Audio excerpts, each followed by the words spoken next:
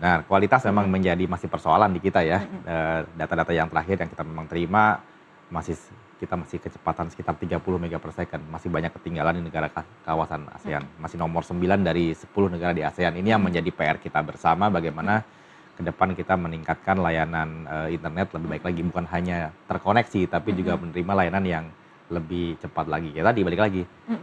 Mau AI mau apa, tetap aja nanti ke depannya adalah kebutuhan akan data dan bandwidth akan semakin besar.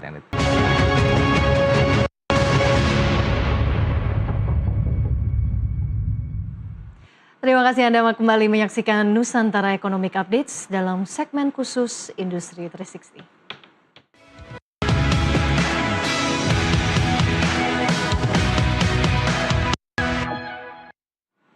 Transformasi digital di Indonesia terus berakselerasi dan menjadikan internet sebagai infrastruktur utama dalam mendukung berbagai aktivitas masyarakat.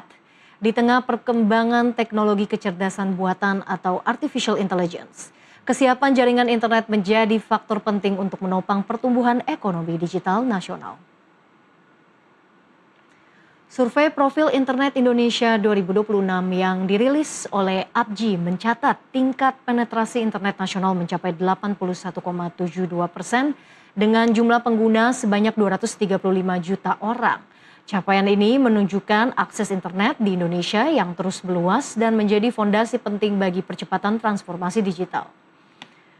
Di balik peningkatan tersebut, APJI menilai pemerataan kualitas jaringan, perluasan layanan fixed broadband, serta penguatan keamanan siber masih menjadi tantangan yang perlu diselesaikan agar manfaat digitalisasi dapat dirasakan secara merata. Seiring meningkatnya pemanfaatan teknologi AI di berbagai sektor, kebutuhan akan internet yang lebih cepat, stabil, dan berkapasitas besar diperkirakan akan terus meningkat.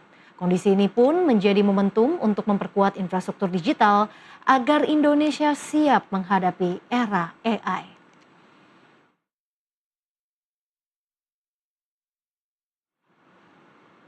Di tengah pesatnya perkembangan artificial intelligence, infrastruktur internet tidak lagi sekedar menjadi sarana konektivitas, melainkan fondasi utama bagi pertumbuhan ekonomi digital.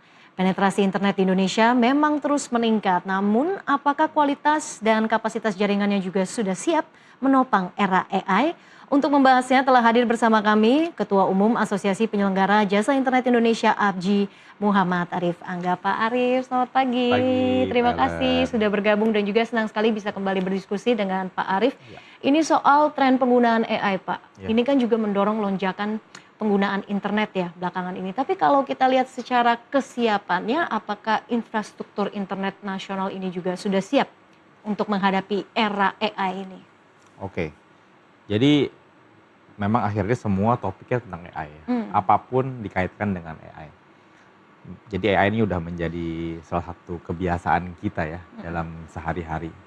Dan memang kalau dibilang infrastruktur Indonesia, dibilang siap nggak siap, ya kita harus siap. Tapi kalau secara keseluruhan, memang Indonesia ini sedang dipersiapkan menuju ke arah AI.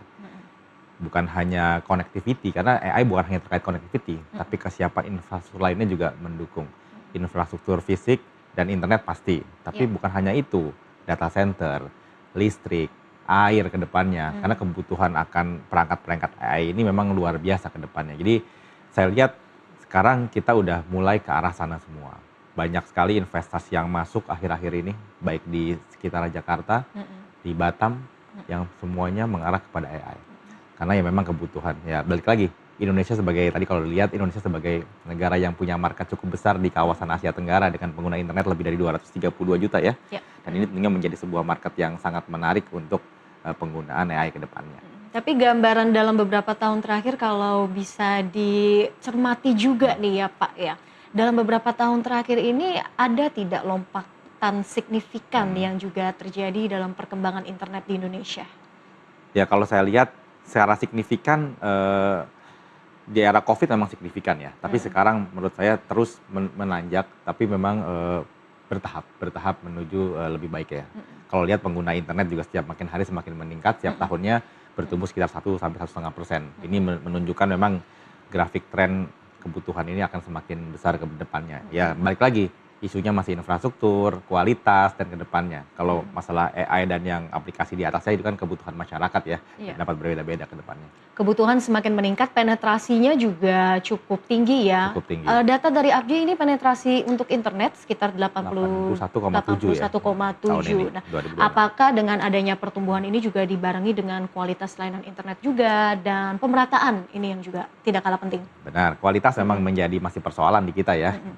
Data-data yang terakhir yang kita memang terima kita masih kecepatan sekitar 30 mega per second, masih banyak ketinggalan di negara kawasan ASEAN. Masih nomor 9 dari 10 negara di ASEAN. Ini yang menjadi PR kita bersama, bagaimana ke depan kita meningkatkan layanan internet lebih baik lagi, bukan hanya terkoneksi tapi juga menerima layanan yang lebih cepat lagi. Ya tadi balik lagi, mau AI mau apa, tetap aja nanti ke depannya adalah kebutuhan akan data dan bandwidth akan semakin besar yang dibutuhkan Kebutuhan untuk masyarakat. data dan juga memang tercermin ya dari adanya lonjakan konsumsi data juga akhir-akhir ini. Pasti.